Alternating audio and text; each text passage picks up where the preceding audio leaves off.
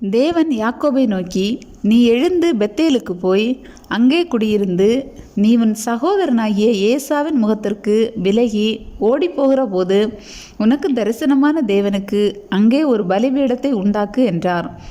அப்பொழுது யாக்கோபு தன் வீட்டாரையும் தன்னோட கூட இருந்த மற்ற அனைவரையும் நோக்கி, உங்களிடத்தில் இருக்கிற அந்நிய தெய்வங்களை விலக்கி போட்டு உங்களை சுத்தம் பண்ணி கொண்டு உங்கள் வஸ்திரங்களை மாற்றுங்கள். நாம் எழுந்து பெத்தேலுக்கு போவோம், வாருங்கள்.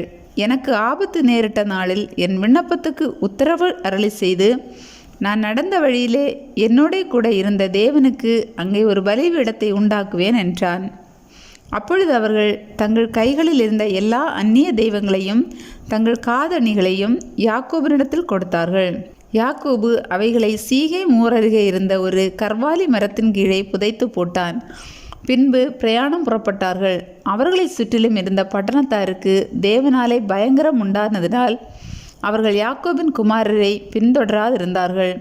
யாக்கோபும் அவனோட கூட இருந்த எல்லா ஜனங்களும் கானான் தேசத்திலுள்ள பெத்தேல் என்னும் லூஸுக்கு வந்தார்கள்.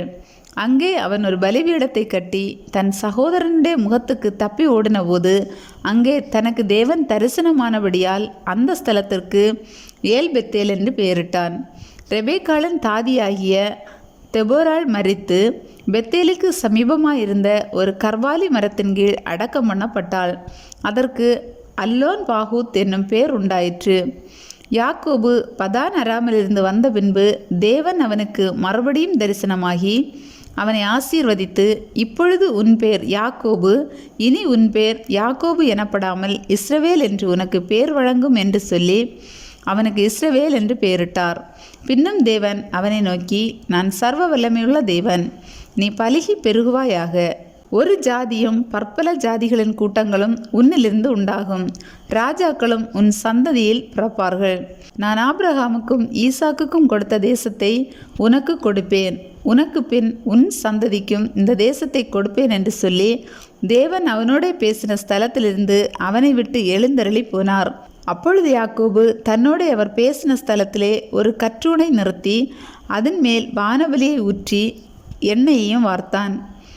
தேவன் தன்னோட பேசின அந்த ஸ்தலத்திற்கு யாக்கோபு பெத்தேல் என்று பெயரிட்டான். பின்பு பெத்தேலை விட்டு பிரயாணம் புறப்பட்டார்கள். எப்ராத்தாவுக்கு வர இன்னும் கொஞ்ச தூரம் இருக்கும்போது ராகேல் பிள்ளை பெற்றாள். பிரசவத்தில் அவளுக்கு கடும் வேதனை உண்டாயிற்று. பிரசவிக்கும் போது அவளுக்கு கடும் வேதனையாய் இருக்கையில் மருத்துவச்சி அவளை பார்த்து, பயப்படாதே, இந்த முறையும் புத்திரனை பெறுவாய் என்றாள்.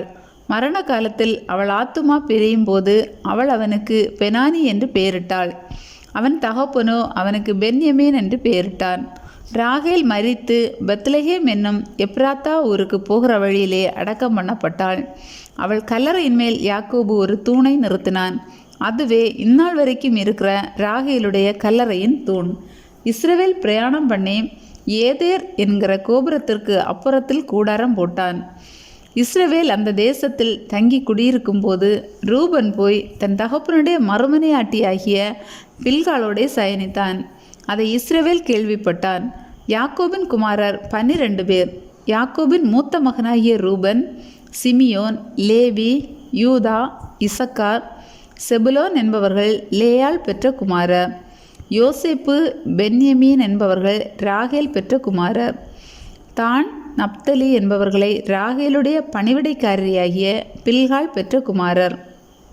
காத், ஆசேர் என்பவர்கள் லேயாளின் பணிவிடைக்காரியாகிய சில்பாள் பெற்ற குமாரர். இவர்களே யாக்கோபுக்கு பதான் அராமிலே பிறந்த குமாரர். பின்பு யாக்கோபு அர்பாவின் ஊராகிய மம்ரேக்கு தன் தகப்பனாகிய ஈசாக்கினிடத்தில் வந்தான்.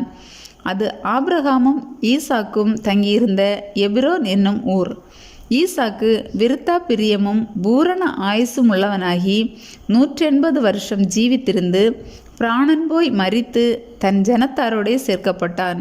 அவன் குமாரராகிய ஏசாவும் யாக்கோவும் அவனை அடக்கம் பண்ணினார்கள்.